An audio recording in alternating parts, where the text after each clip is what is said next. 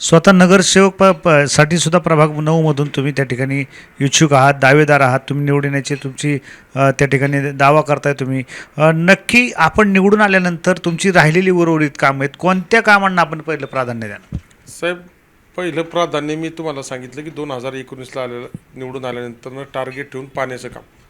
पाण्याच्या कामासाठी मी पहिलं काम काय केलं तर तुम्हाला सांगतो, संरक्षण खात्याची 700 मीटरच्या लाईनची परमिशन आणणं. ह्या सर्वांची मदत झाली आणि त्यावेळेस ती संरक्षण खात्याची परमिशन सगळ्यात पहिली आणली. इकडे टाक्यांचे सांगाडे यांनी उभे केले ते साहेब.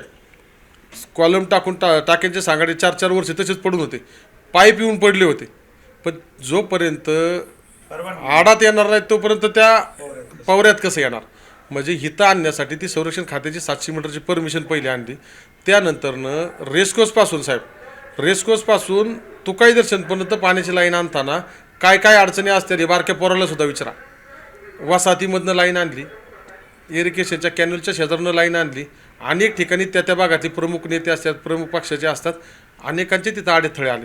मग ह्यावेळेस आमदार नव्हते, कोण नव्हतं. हे स्वतः मी वैयक्तिकरित्या जाऊन पर्सनल संबंध त्या ठिकाणी लावून रिक्वेस्ट करून काही ठिकाणी सगळ्या गोष्टी वापरून मी ती लाईन इथपर्यंत आणण्यास मदत केली.